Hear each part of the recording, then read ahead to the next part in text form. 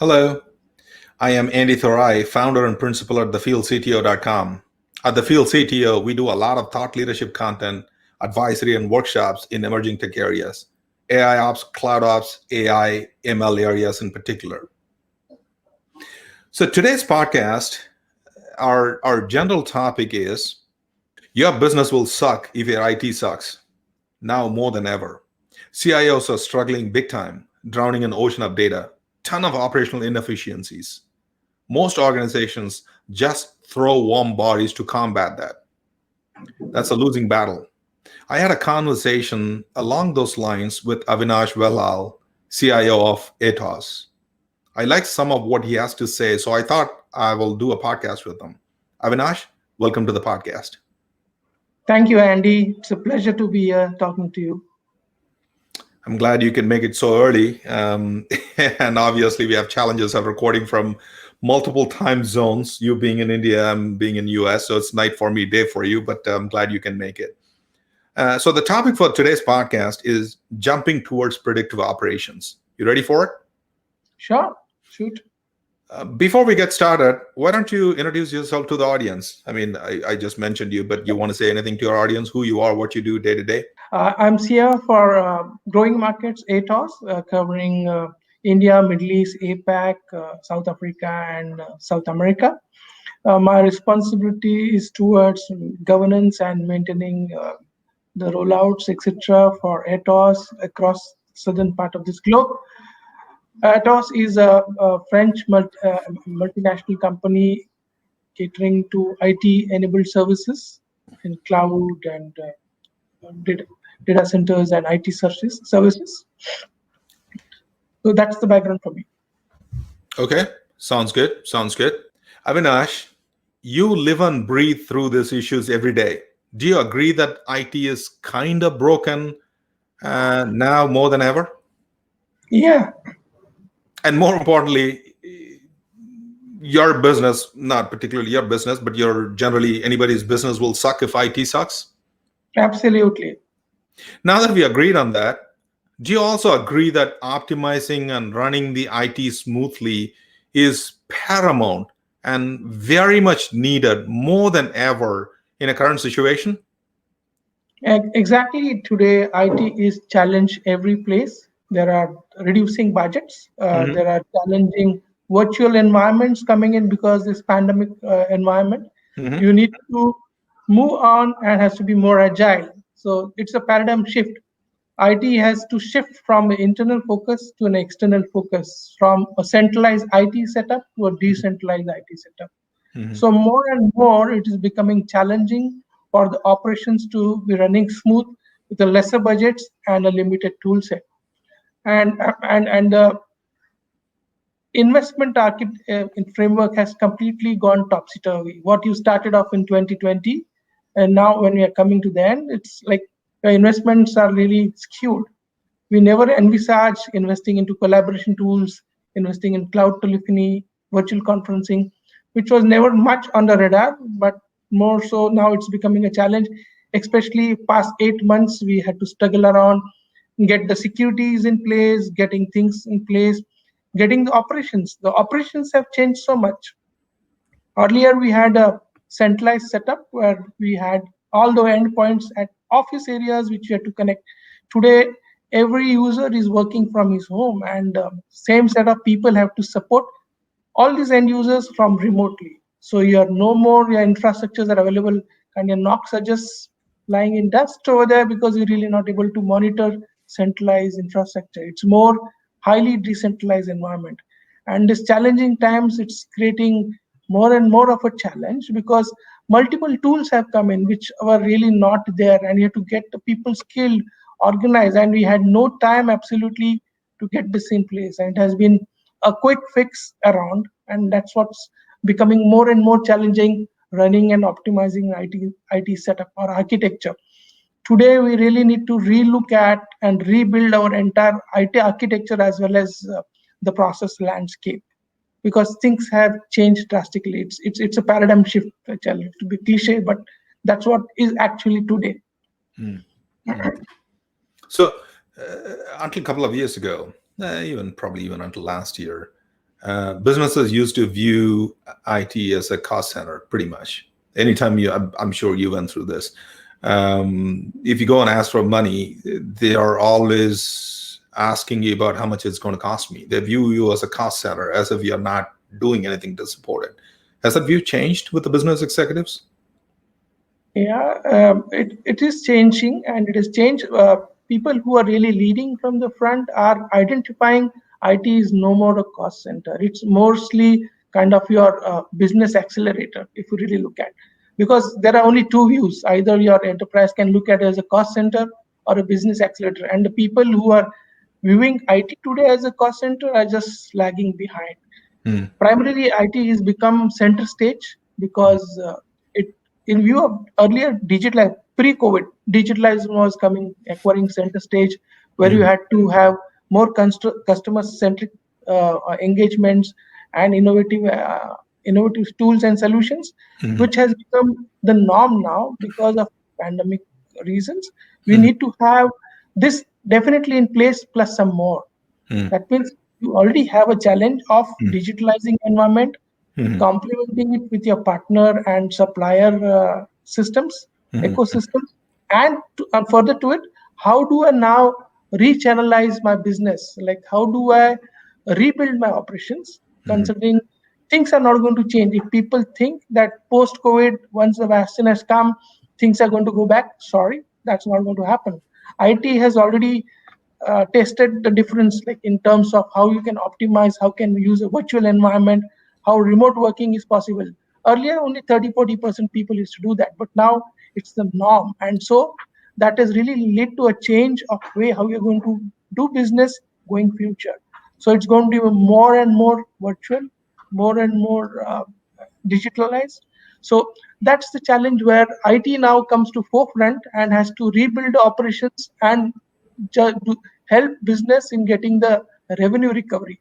Today, even business is struggling to get the revenues recovered, and they need to look at which area they're going to segment, what customers are they going to focus, what offerings they're going to change, and all this is going to impact the IT operations, the IT architecture, and IT tools and setups.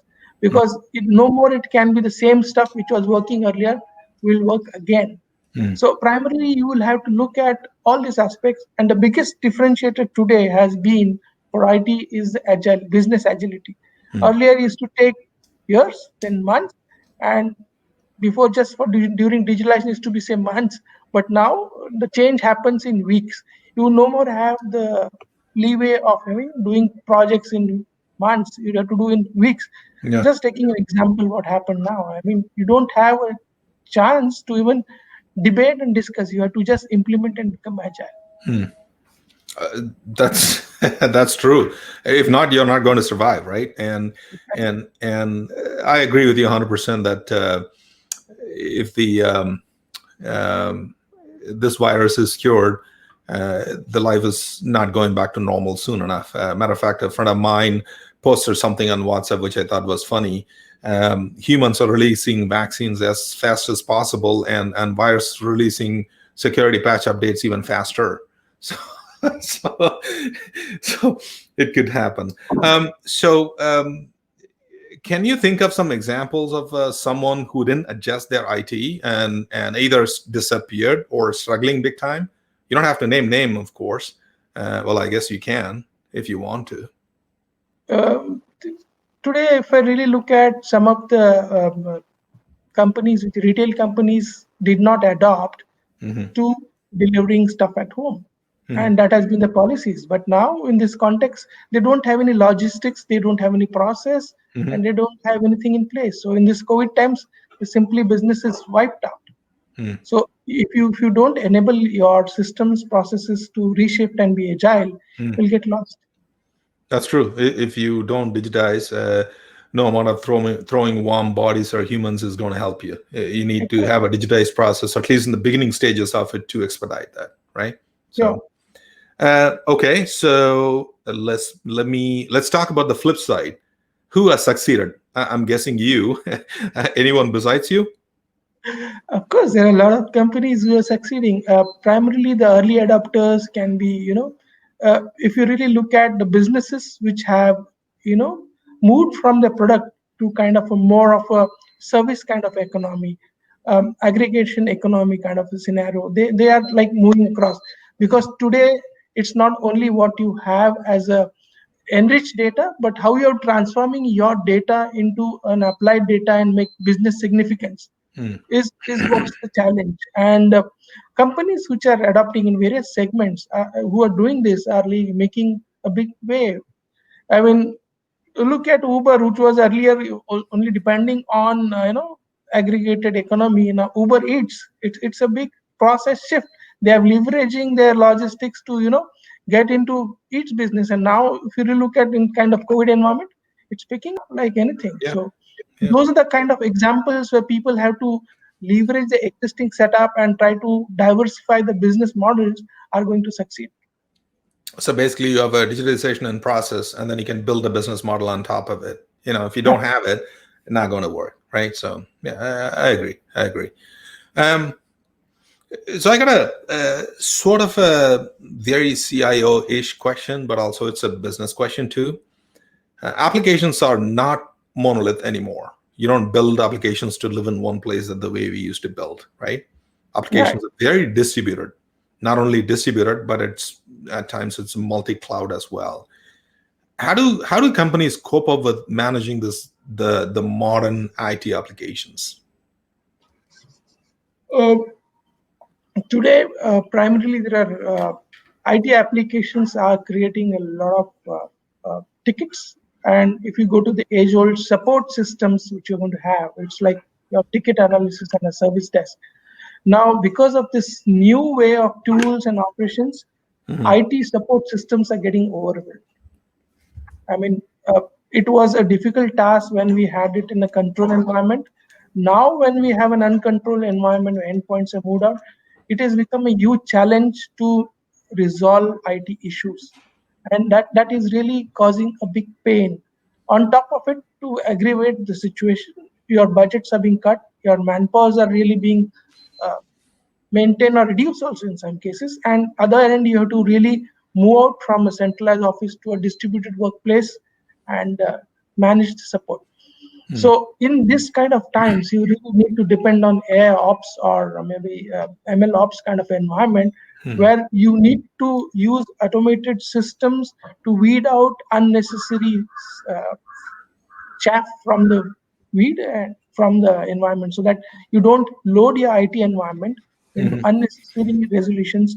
You need to identify what are your critical areas where you can focus on and downplay the non-critical tickets, etc. So you need to have a kind of algorithms which will sort it out and present it so that your IT systems are not overburdened.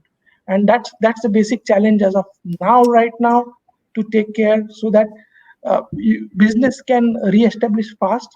They whatever is critical gets addressed, because if you really look at traditional IT, there is no way to segregate what is critical and non-critical. It just comes as a swamp. And when you're having so many tools throwing out data, so many locations now throwing out queries and incidents, it's really important for you to really realign, re-architect, and reoperate your systems. Right. There are like so many points in there. I want to double click. I don't know if we'll have time for this podcast, but yeah, things like noise reduction, because just because you digitize and just because you can create alerts doesn't mean that you should, and you should be able to yes, detect anomalies, but also do a noise reduction and create only the right amount of tickets, so it can and also prioritize those tickets so you can attend to the most important problems at any given time. I can't argue with that. Sure. So the next one is more of a experience-based question based on my own experience. Like I mentioned, we do a lot of AI ops assessment workshops with the customers. At times when we give the report to the customer is horrified to find out how far away they are from perfection, I would call it, or close enough to it. Do companies really do an assessment or workshop to figure out where they are before they start fixing it up, what needs to be done, or they just wing it? It depends what is your IT maturity index on a level of 1 to 5, where you are lagging behind and you're like just trying to take shortcuts, you're basically trying to wing it. But in a structured environment where you have a established repeatable IT framework, yes, there are use cases where you need to identify and you do take chances. But overall, on all the level, it's still a challenge because environment just gives a googly to you, like COVID. I mean, nobody could even imagine this kind of environment. And 15 days, you have to just move for us like 15,000 desktops and laptops to the user at his home and provide the environment, allow people to come in.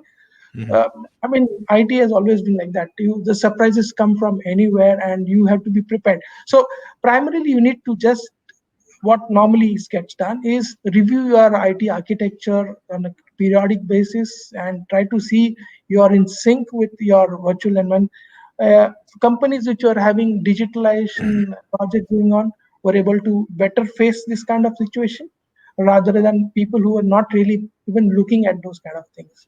And today, companies which have having use cases on AI ops or stuff which were in pilot cases have been just pushed on to production to help them manage operations. So it depends on where on the IT framework are you, whether you're treating it a cost center, whether you're seeing a business accelerator, how frequently have been reviewing, what are your commitments, what is the kind of automation environment in your enterprise, it decides how you handle this. Right. Okay. And there are a ton of new solution claiming to solve the IT issues, though. AI ops, observability, IT optimization, RPA, IT automation, ML ops. I can go on and on. Where are the CIOs are spending their money now? But more importantly, where should they be spending their money? Primarily with the budget constraints and slashing, the money should be spent on automation. Primarily, if you look at on both ends, one is your internal workforce optimization. As much as you can optimize and automate, which is a easier way to do rather than automate and optimize in a external landscape. Try to get this environment in place so that you have automation as a first priority getting into the phase. Second one would be looking at how do you manage to reskill your workforce. I mean, new tools are coming in, new environment is coming in. So you need to really handle your vendors who are providing you services as well as the internal customer suppliers and as well as your team reskill to manage this new environment. And there are new tools which are coming in which are more critical. So these are the basic two focus areas which should be there. And of course, prioritizing end user experience, re-architecting the whole IT landscape is a major concern and going to be challenge going forward. Right. Okay. So those are the issues that they're facing today, and they should solve it right now or yesterday, for that matter. Yeah. What are the challenges that'll be waiting or CIO should be facing for the next year or even going beyond in the short to mid-term? What happened with the COVID? We didn't have time to really reimagine our business, so we just put in those access controls stuff in place. Now the challenge is with the reduced budget and costs, you need to engage the digital collaboration. You need to manage the compliance and data protection and requirements, which now will come in front because that time business had to respond, but now they have to stabilize. And these are the important questions which need to be answered. The third point, which are going to be very important, is the integration headaches. You have quickly put in systems and tools in place, but how well are they engaging with the legacy systems? How are the data flows happening? How is that information getting leveraged? Are you making some significant business insights from those? Are the ones which we need to go. And the most important concern, which is not really IT, is the agility. IT has always been traditionally enterprise IT has been say non-agile compared to an external resource, but now you really need to be very agile to handle the current situation because you won't have time to respond one by one. You need to do multitask all the aspects, and that's really becoming a very, very challenging environment as of now. Okay, I hear you. So thanks so much, Avinash. I really enjoyed the conversation. I Thanks. hope it was very helpful to our audience. If people want to check you out, where can they find you? I am on Twitter on A Velhal. I am also onto LinkedIn, so you can track me there. Sounds good. Thanks a lot. Thank you. So you heard from Avinash. You agree? Disagree? Let me know. Reach out to me on Twitter at Andy Thurai or at TheFieldCTO.com. That's TheFieldCTO.com. Until next time, stay safe. Bye.